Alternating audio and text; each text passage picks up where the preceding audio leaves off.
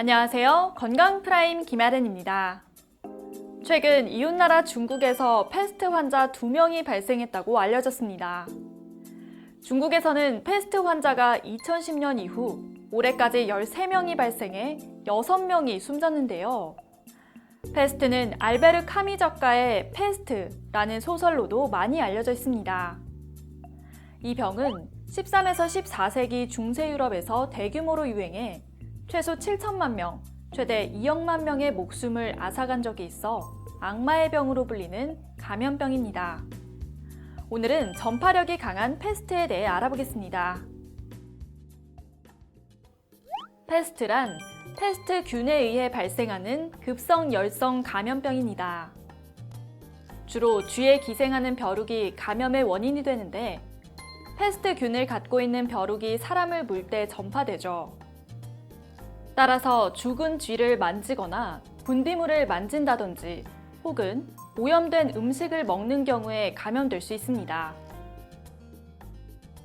패스트의 증상은 보통 1일에서 7일의 잠복기를 거친 후 나타나는데 대표적으로 3가지 형태로 구분됩니다.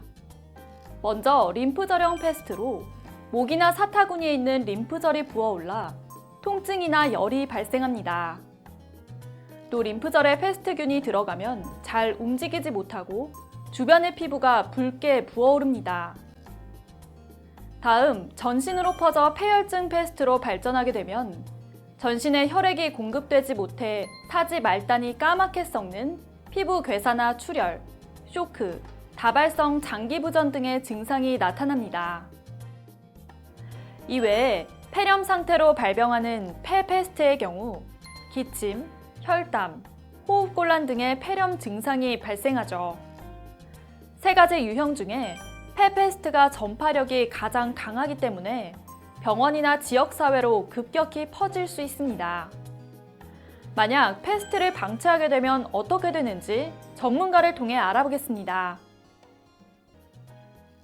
패스트 같은 경우에 조기에 치료를 받지 않으면 폐혈증형으로 진행하면서 급격하게 아주 빠르게 사망할 수 있는 그런 질병이고, 폐렴형 같은 경우도 심하게 폐렴이 오게 되면 항생 치료가 늦어지면 절반 이상이 사망한다고 이제 알려져 있거든요. 그래서 일단은 아주 급격히 진행하는 거, 그 다음에 사망이 심할 수 있는 거, 특히 폐혈증형 패스트 같은 경우는 전신이 이렇게 썩어 들어가면서 이제 감염이 일어나는 그런 패턴들이 나타날 수 있기 때문에 좀 합병증이 급하게 진행한다고 생각하시면 될 것 같습니다.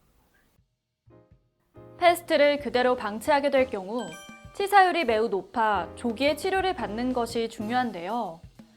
특히 48시간 이내에 항생제 치료를 하게 되면 사망률을 낮출 수 있습니다. 한편 초기 단계의 패스트는 폐렴 등의 다른 질환들과 증상이 매우 유사하게 나타나 조기에 진단이 안 되는 경우도 있어 의심되는 증상을 잘 파악해야 합니다. 이제 패스트와 관련된 몇 가지 궁금증들을 살펴보겠습니다. 첫째, 잘 씻지 않거나 공기로 인해 패스트에 감염될까요? 아니요, 그렇지 않습니다. 잘 씻지 않는 것과는 무관한데요. 공기로도 전염된다는 말이 있는데 이는 사실이 아닙니다. 패스트는 직접적인 접촉을 통해 전파되기 때문에 위생적인 환경을 관리하는 것이 더 중요합니다. 또 패스트 의심 환자의 기침이나 림프절 고름 혹은 시신의 접촉을 피하고 발생 지역의 벼룩이나 야생 동물과의 접촉을 삼가야 합니다. 둘째, 패스트가 자주 발생하는 환경이나 지역적 특성이 있나요? 네, 있습니다. 패스트가 지속적으로 발병하는 국가들이 있는데요. 보통 마다가스카르 지역의 경우 전 세계 패스트 발병 환자의 3분의 1을 차지했다고 밝혀졌습니다. 특히 2017년에는 2천여 명이 넘게 발생했죠. 또 현재 에볼라가 발생한 콩고 민주공화국도 패스트 유행 지역이라고 많이 알려졌고, 몽골, 중국, 인도, 미얀마, 미국의 중부 사막지대에서도 패스트가 아직까지 발병하고 있습니다. 셋째, 패스트의 진단법은 무엇인가요?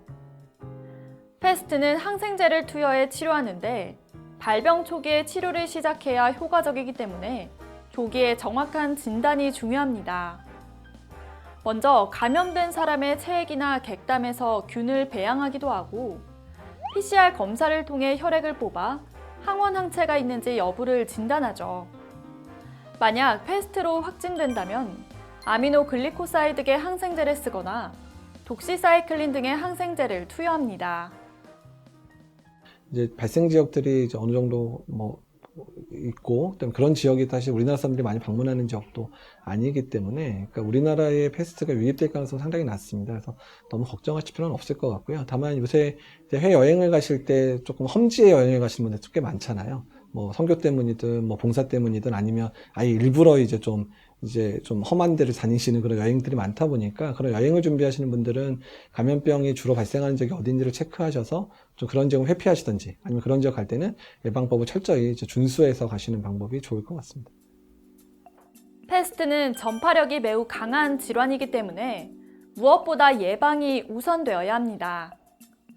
우리나라는 아직까지 패스트 청정국에 속하지만 해외로 출국하게 된다면 반드시 질병관리본부 국립검역소 홈페이지에서 패스트 오염 지역을 확인하고 귀국 후에 의심되는 증상이 있다면 먼저 질병관리본부 콜센터와 상담하시기 바랍니다.